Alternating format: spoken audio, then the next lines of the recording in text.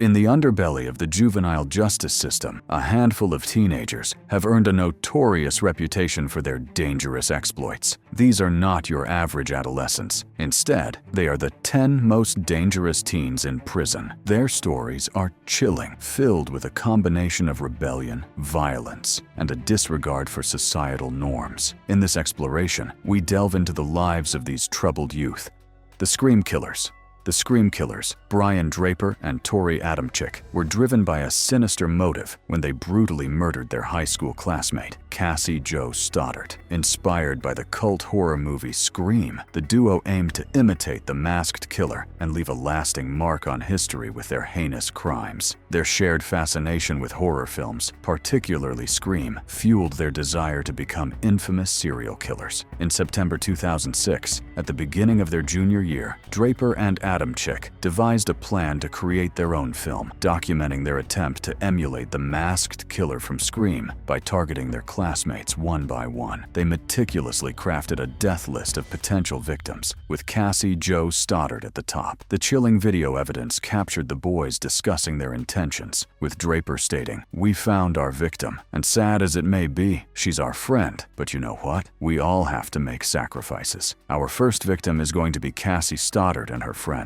Their plan was to strike fear into the hearts of their peers and go down in history as the Scream Killers. On the night of September 22, 2006, the Scream Killers, Brian Draper and Tori Adamczyk, carried out their sinister plan and brutally murdered Cassie Jo Stoddart. The unsuspecting 16-year-old had invited the boys, along with her boyfriend, Matt Beckham, to her aunt and uncle's house for an evening together. Under the guise of watching a movie, Draper and Adamczyk left the house, claiming they were going to the local theater. However, their true intentions were far more sinister. They changed into dark clothes, donned white masks reminiscent of the Scream movie, and armed themselves with knives they had obtained from a pawn shop. Returning to the house through the unlocked basement door, the Scream Killers attempted to lure Stoddart and Beckham downstairs by creating loud noises. Their plan was foiled when Beckham called his mother, asking if he could spend the night with Stoddart. His mother declined, but suggested that Stoddart could come to their house instead. Stoddart declined the offer and did not want to disappoint her aunt and uncle. With their original plan derailed, Draper and Adamczyk went upstairs and launched a vicious attack on Cassie Jo Stoddart. They stabbed her approximately 30 times, with 12 of the wounds proving fatal. The young girl's life was tragically cut short as she bled out from the brutal assault. Fleeing the scene, the Scream Killers documented their heinous act on camera, capturing the horrifying aftermath. However, their attempt to erase the evidence failed when investigators recovered the incriminating footage from the charred remnants of their videotapes. The unraveling of their sinister plot began when Brian Draper and Tori Adamczyk were interviewed by the police. Confronted with inconsistencies, Draper eventually confessed to the crime, leading authorities to the location where they had disposed of their damning evidence. Trials as adults ensued. Both teens received life sentences for their heinous acts of homicide. Joshua Phillips. Next, we have Joshua Phillips, who was just 14 years old when he strangled, bludgeoned, and stabbed his 8-year-old neighbor, Maddie Clifton, to death. The story begins on November 3,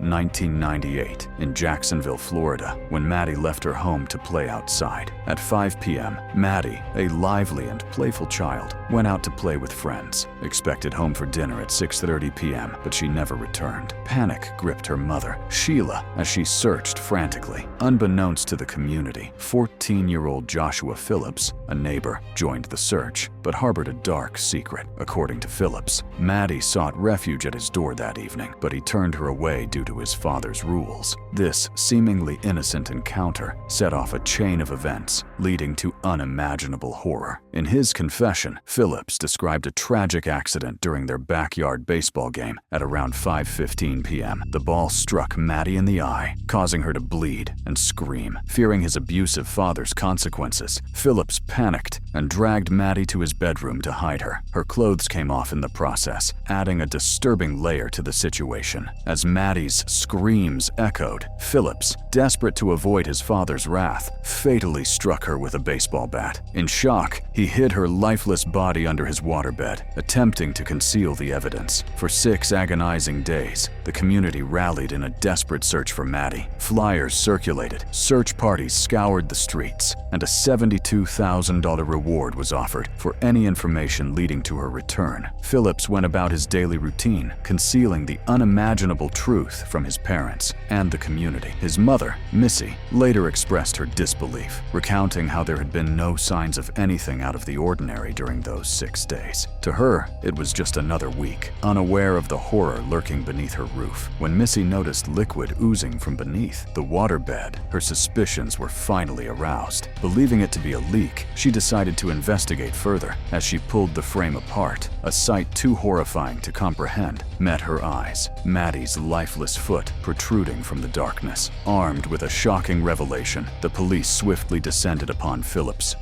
room. The air reeked of decomposition, cunningly masked by air fresheners and incense strategically placed around. The bed's bottom was taped, concealing Maddie's body, while the murder weapon, a baseball bat, lurked behind Phillips's dresser. In the progressing investigation, the prosecution methodically built a case, debunking Phillips's claims of an accidental death. Jay Plotkin, the state attorney's chief assistant, spotlighted the inconsistencies in Phillips's story. Fronted with overwhelming evidence and heart-wrenching testimony, the jury pronounced Joshua Phillips guilty of first-degree murder. At a mere 15 years old, he received a life sentence without parole. Phillips is currently imprisoned in the Taylor Annex. Craig Price. In the late 1980s, Warwick, Rhode Island, faced a shocking series of brutal murders that gripped the nation. The perpetrator, Craig Chandler Price, a seemingly ordinary teenager with a dark mind, committed his first known murder at just 13. On July 27, 1987, he mercilessly stabbed 27-year-old Rebecca Spencer 58 times. 2 years later, on September 1, 1989, fueled by drugs, the 15-year-old embarked on a horrifying killing spree. Joan Heaton, 39, fell victim to 57 stabbings, witnessed by her daughters. Jennifer, aged 10, suffered 62 stabbings, while 7-year-old Melissa endured 30 stab wounds and a crushed skull. The brutality was unparalleled. The knife handles broke off due to Price's force, leaving blades lodged in the victims. The community was left in shock. Arrested a month before turning 16, Price faced trial as a juvenile. Despite public outrage, changes in state law occurred. Citizens opposed to the release of Craig Price fought against his potential release, citing the brutality and expert opinions on his rehabilitation prospects. Despite showing no remorse, Price's trial presented overwhelming evidence, leading to convictions for the murders. However, due to his minor status during the crimes, he faced potential release at 21, and in 2017, he stabbed fellow inmate Joshua Davis, earning a 25-year sentence. The community's fear and the legal system's limitations underscored the need to ensure Price would never harm again. The Freeman brothers. The Freeman brothers, Brian and David, shocked the Lehigh Valley community when they brutally murdered their parents and younger brother in 1995. The events leading up to the brutal murders committed by the Freeman brothers were marked by a series of troubling incidents and a descent into the dark world of white supremacist ideology. Brian and David Freeman, once ordinary teenagers, found solace and a sense of belonging in the white supremacist skinhead movement, which ultimately led them down a path of violence and destruction. It all began with a dispute between their father, Dennis Freeman, and fellow congregants at their Kingdom Hall. The exact details of the incident remain unclear, but it was a turning point for the brothers, causing them to lose respect for their father and rebel against their parents' authority. Their rebellion took the form of drug and alcohol use as they sought to distance themselves from their religious upbringing. As their rebellion intensified, Brian and David discovered the neo-Nazi skinhead movement, which provided them with a sense of identity and purpose. They began to adopt the appearance and beliefs associated with the movement, donning military garb, shaving their heads, and even getting swastika tattoos on their foreheads. Their transformation into self-proclaimed neo-Nazis was a clear sign of their growing radicalization. The brothers' involvement in the white supremacist movement brought an especially sinister element to their actions. parents. They attended gatherings at the home of Mark Thomas, a proponent of white supremacist ideology, who later went to federal prison for his involvement in a nationwide bank robbery ring run by the Aryan Republican Army. The tension within the Freeman household continued to escalate. Brian and David became increasingly aggressive and threatening towards their parents, leveling death threats and displaying a complete disregard for authority. Their parents, Dennis and Brenda Freeman, sought professional help for their troubled sons, but their efforts were in vain. Brian had been hospitalized twice for mental illness, and David had been treated for substance abuse and had spent time in juvenile facilities. Despite their parents' best intentions, they were unable to find the support and guidance necessary to redirect their son's destructive path. Brenda Freeman, desperate for assistance, reached out to the Pennsylvania Human Relations Commission for help in managing her son's behavior. The commission referred her to Barry Morrison, the regional director of the Anti-Defamation League in Philadelphia, who realized that she needed more than just information. He put her in touch with the Allentown Police Department's community relations officer, recognizing that she needed immediate help that he couldn't provide. Tragically, Brenda's plea for help went unanswered.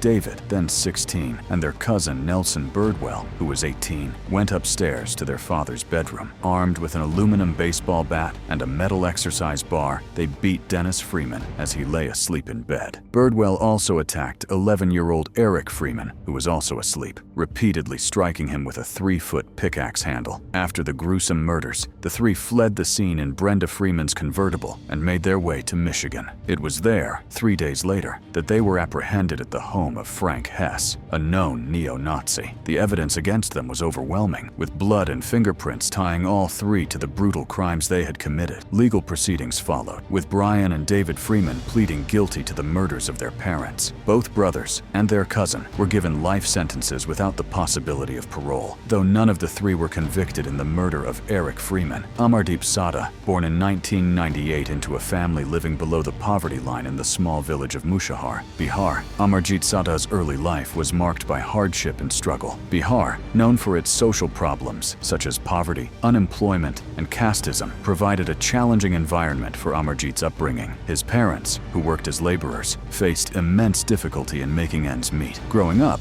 Amarjit was described as a loner, often spending his time wandering around the village. He was known to keep to himself, rarely engaging in play with other children his age. In 2006, when Amarjit was just 8 years old, his aunt made the difficult decision to leave her 6-year-old daughter in the care of Amarjit's family. She had found work in the city and needed someone to look after her child. Little did she know the horrors that would unfold. On one fateful day, Amarjit's mother needed to go to the market to buy vegetables, leaving both Amarjit and his cousin under his care. In the absence of supervision, something dark awakened within Amarjit. He began slapping and pinching his cousin, finding a twisted pleasure in her pain. In a horrifying act of violence, Amarjit choked his cousin until she took her last breath. With her lifeless body in his hands, he ventured into the nearby forest. There, he bashed her head into a tree, ensuring she would never be found. He buried her in the same forest, concealing the evidence of his heinous crime. To the shock of his parents, Amarjit confessed to the murder upon their return. However, instead of reporting the crime to the authorities, they chose to keep it within the family, considering it a family matter. This decision would have dire consequences. Not even a year later, tragedy struck closer to home. In the dead of night, Amarjit's twisted desires led him to strangle his own 8-month-old sister. As his mother woke up to feed her infant, she discovered the lifeless body of her daughter. Once again, Amarjit admitted to the murder, but his parents, driven by fear and a misguided sense of protection, chose not to involve the police. Astonishingly, some family members were aware of Amarjit's crimes, yet they, too, believed it was best to keep it within the family, shielding him from the consequences of his actions. It was the next murder that finally led to Amarjit's arrest. In 2007, a woman named Chun Chun Devi, who lived in the same neighborhood as Amarjit, left her 6-month-old daughter, Khushbu, at a nearby primary school. When she returned, her world shattered. Khushbu was missing. Hours later, Amarjit confessed to the crime, revealing the gruesome details of his act. He had strangled Khushbu, then mercilessly hit her with a brick before burying her lifeless body. The villagers, horrified by the revelation, immediately alerted the police. The arrest of Amarjit Sada sent shockwaves through the community and garnered international attention. 2011, psychologists and experts were called in to evaluate Amarjeet's mental state. They labeled him a sadist, someone who derived pleasure from inflicting harm on others. The tests revealed that Amarjeet suffered from conduct disorder, a serious behavioral and emotional disorder commonly seen in children and teens.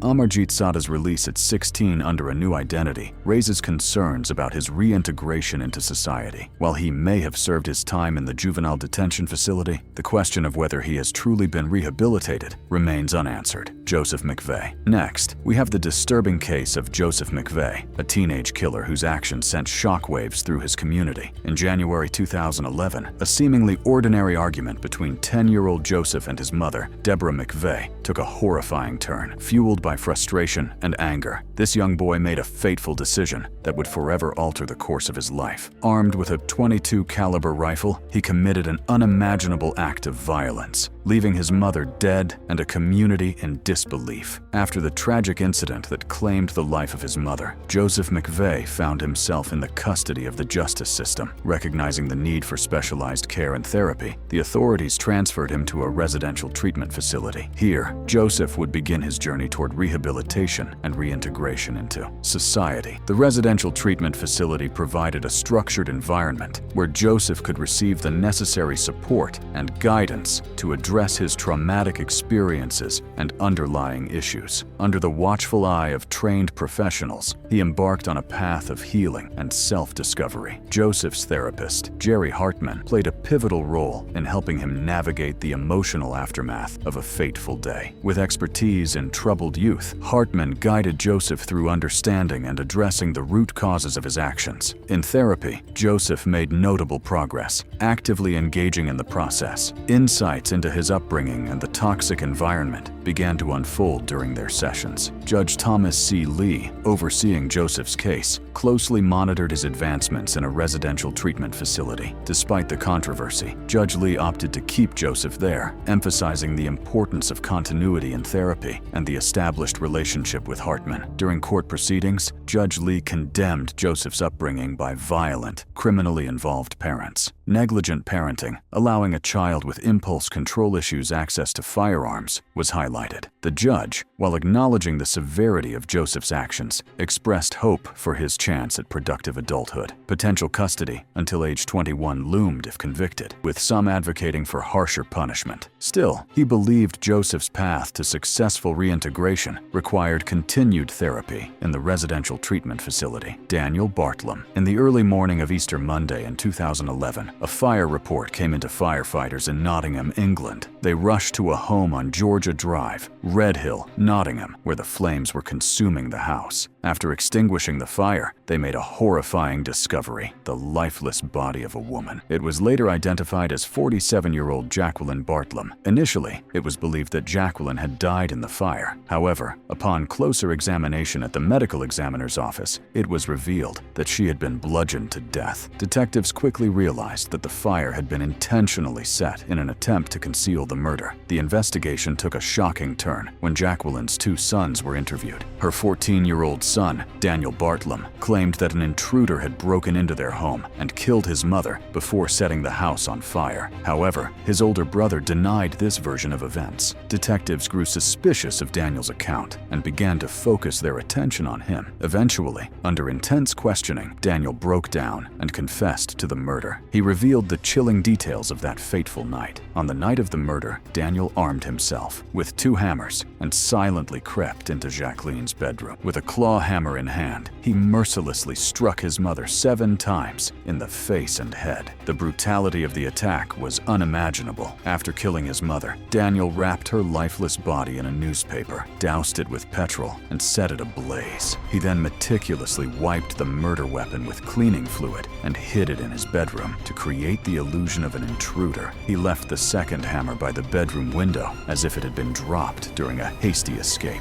Daniel quickly grabbed his younger brother and escaped as the flames engulfed the house. But before leaving, he made a brief return to rescue their pet dog. It was a chilling display of calculated actions amidst the chaos. Initially, Daniel claimed that his mother had called him a freak, attempting to justify his actions. However, further investigation revealed a more sinister truth. Detectives discovered that the murder had been meticulously planned over several weeks. On Daniel's computer, they found a disturbing story he had written, featuring a character with his own name. In this fictional tale, the character, Daniel Bartlam, committed a strikingly similar murder of his mother. The story detailed a series of crimes, including robbery, vandalism, and grievous bodily harm. It was a shocking parallel to the real-life murder of Jacqueline. Although Daniel had deleted the story before the murder, detectives were able to recover it. The similarities between the story and the actual crime were undeniable. It was as if Daniel had written down his plans, blurring the lines between fiction and reality. The investigation took another chilling turn when detectives uncovered Daniel's fascination with violent storylines from various television dramas. He had stored episodes of shows like Trial and Retribution, Emmerdale, and Hollyoaks. But it was his particular interest in a storyline from Coronation Street that sent shivers down their spines. In that specific Coronation Street storyline, a character named John Stape killed a woman with a hammer and then burned her body in the wreckage of a tram. Daniel's obsession with this storyline raised disturbing questions about the influence of media on his actions. The evidence against Daniel was overwhelming, and in February 2012, he stood trial for the murder of his mother. During the trial, Daniel attempted to justify his actions by claiming that he had lost self-control during an argument with his mother over a pair of trainers. However, the prosecution refuted this defense and presented compelling evidence to prove that the murder had been premeditated. They revealed that Daniel had searched for terms such as how to get away with murder and people who get away with murder in shows on his computer in the days leading up to the crime. The boundaries between reality and fiction had tragically blurred for Daniel. The jury unanimously found Daniel Bartlam guilty of the murder of Jacqueline Bartlam. In the end, Daniel Bartlam was sentenced to life in prison with a minimum of 16 years. Evan Miller. It was a summer evening in Lawrence County, Alabama, on July 15, 2003, when the lives of two families would be forever changed. Evan Miller, a troubled 14-year-old, and his 16-year-old accomplice Colby Smith embarked on a path of darkness that would lead to a brutal and senseless murder. The victim, Cole C. Cannon, a 52-year-old neighbor who had recently moved to the country living trailer park, became the target of Miller and Smith's violent intentions. As the night progressed, fueled by a combination of robbery and arson, Miller and Smith's actions escalated to a level of brutality that was difficult to comprehend. Armed with a baseball bat, they unleashed a relentless attack on Cannon, beating him with a ferocity that defied reason. The blows rained down on Cannon's body, leaving him defenseless and gravely injured. But the horror did not end there. In a chilling display of callousness, Miller and Smith proceeded to steal $350 and Cannon's prized baseball card collection. As if their actions weren't heinous enough, they then set fire to Cannon's mobile home, leading involvement in psychological programs. However, the prosecution argued that these factors did not excuse the heinous nature of the crime committed. In the end, the jury, composed mostly of mothers, delivered their verdict. Evan Miller was found guilty of capital murder during the course of first-degree arson. After Evan Miller was found guilty of capital murder during the course of first-degree arson, he was sentenced to life in prison without the possibility of parole. Lionel Tate. It was a seemingly ordinary summer day on July 28, 1999, when Lionel Tate, then just 13 years old, found himself alone with Tiffany Unick. Tate's mother, Kathleen Grossett Tate, was babysitting Tiffany while the children played downstairs. Little did anyone know that this innocent playdate would soon take a sinister turn. Tate's mother called out to them as the children played, urging them to be quiet. But what happened next would forever haunt the memories of those involved. Roughly 45 minutes later, Tate emerged from the basement, his face filled with terror. He rushed to his mother, gasping for breath, and delivered the devastating news. Tiffany was not breathing. The scene that awaited Tate's mother was one of pure horror. Tiffany's small body lay lifeless, her legs, feet, and neck covered in serious bruises. The amount of force used on her was described as similar to the impact of a speeding car, but the brutality didn't end there. Tiffany had also suffered a fractured skull, lacerated liver, fractured rib, and a swollen brain. These injuries were characterized by the prosecution as similar to those she would have sustained by falling from a 3-story building. In the courtroom, the prosecution painted a chilling picture of the events that led to Tiffany's tragic demise. They argued that Tate had knowingly and intentionally abused another child, resulting in her death. The prosecution invoked the felony murder rule, a controversial legal concept that required Tate to be convicted of first-degree murder, regardless of his intent to kill or injure. The judge didn't hold back in his condemnation of Tate's actions. He declared that the acts of Lionel Tate were not the playful acts of a child. The acts of Lionel Tate were cold, callous, and indescribably cruel. With those words, Tate's fate was sealed, life imprisonment without the possibility of parole. This case has ignited a fierce debate about the appropriate sentencing for juvenile offenders. Some argue that Tate's young age should have been taken into account, while others believe that the severity of the crime warranted the harshest punishment. Tate's case would take a surprising turn as the nation grappled with these questions. In January 2004, a state appeals court overturned his conviction, citing a failure to evaluate his mental competency before the trial. This decision opened the door for a new plea deal, and Tate was released on 1 year's house arrest and 10 years probation. But the story doesn't end there. Tate's newfound freedom would be short-lived, as he again found himself entangled in the criminal justice system,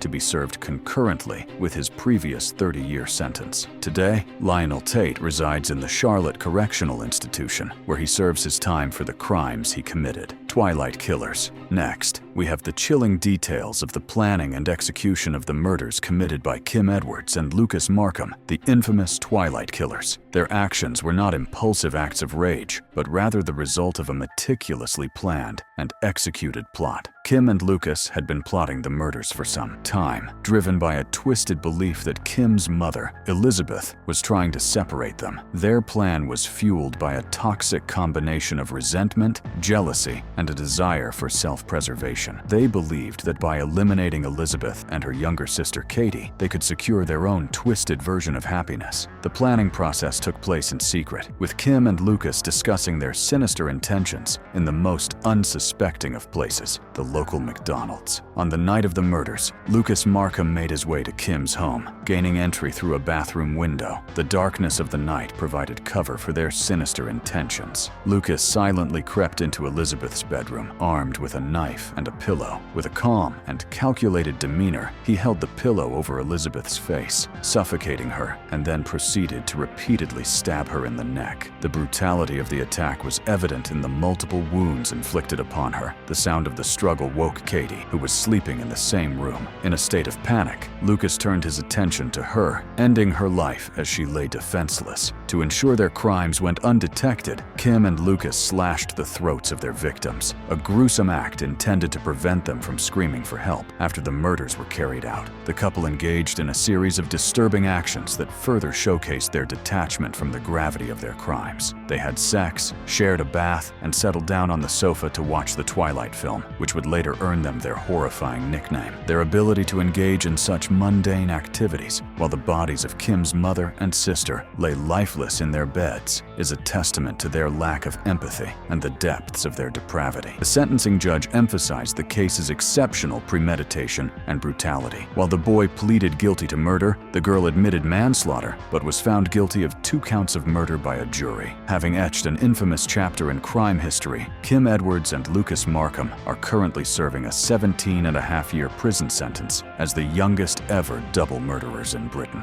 This wraps up our look at the most dangerous teens behind bars. Thanks for sticking with us. If you enjoyed this video, our latest content is just 1 click away.